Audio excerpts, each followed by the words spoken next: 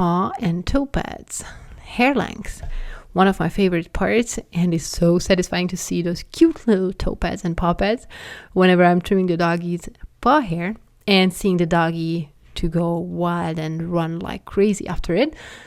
So whenever you take a look at the doggy's paw hair underneath, you're gonna see either a bunch of hair and a little paw skin, or a lot of hair, or better yet, some hair and the paw pads and toe pad.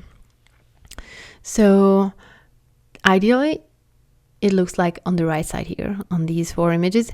Whenever you see something like something similar like on the left side, that's going to be the time when the doggy will absolutely desperately need a paw hair trim. I include paw hair trim in the face, feet and fanny package, and that way you can keep stay on top of keeping your doggy comfortable. You can see how crazy it can be on the bottom image on the left side. You can barely see the doggy's paw pad from the hair. So make sure you take a look at there and check your doggy's feet. Injury sensitivity and growth on the paw.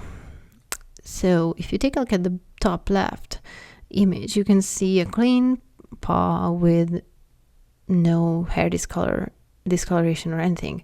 In the middle, that's from the same doggy, a different paw.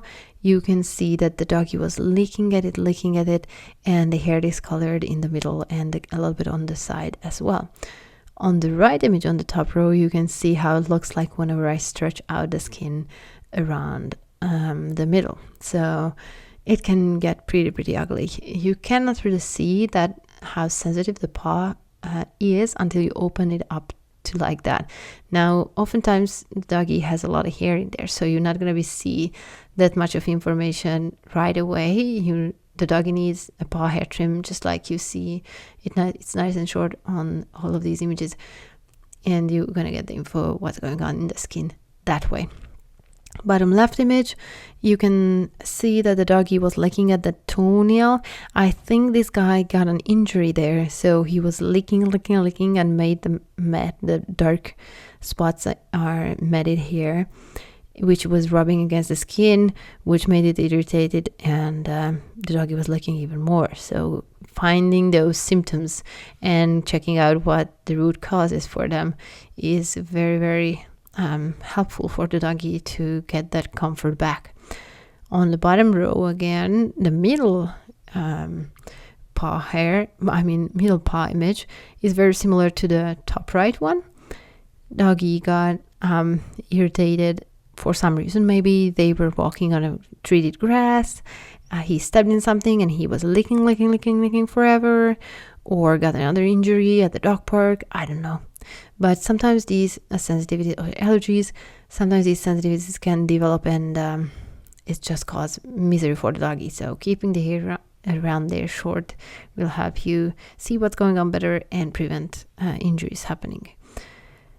On the bottom right one, you see a little growth on the doggy's toe pad on the right side. So whenever you see something like that, it's beneficial to take the doggy to a vet to see what's going on, and maybe they can get a biopsy or just tell you by taking a look at it like, hey, this is gonna go away like in a week or 2 weeks. My doggy had a few growths, and when he was a puppy, and the vet said like, hey, wait a little bit and then we can see whether it comes back or goes away or whatnot, and it totally went away. So whenever you see something like that, it's definitely worth it to take an image about it. Even better if you hold measuring tape or something around so you can compare the size, and if you take the image in the same location with the same light circumstances, then that would be even better, because you would be able to tell the color better, and it's just going to be more consistent and better information for your vet and for yourself. Paw pad injuries. This is my doggy. He went crazy in the creek. We went to a park nearby, and the surface of the creek is very rocky. It's fairly flat rocks, but it's not like tiny pebbles or whatnot, but he was running around them. And even though it has algae on the top, there were so many doggies in there that it was not slippery enough, and he was hurting his feet like this much. You can see on the other side it was raw while he was running after the ball I was throwing, and on the right one you can see that he was running so much that he even wore off the skin on the right side on the top toe pad on the left. And I did not even notice these until I saw blood on the ground, because he's a Belgian Malinois and he's a high energy level one, and which one is not in that breed, but it's very similar to Doodles. And he was not showing any symptoms. He was just going wild and going after the ball and whatnot, and he was not whining, not limping or anything like that. You could not see a sign. But when I saw like blood on the ground, I was like, holy smokes, something is up big time. And I checked his paws, and sure enough, there were the spots, and he was like super, super disappointed that that was it, and we are going home and I'm taking care of these. But so I just want to share this little story, because sometimes you're not going to see the symptoms until on a high energy level doggy, until the craziness hits the fan.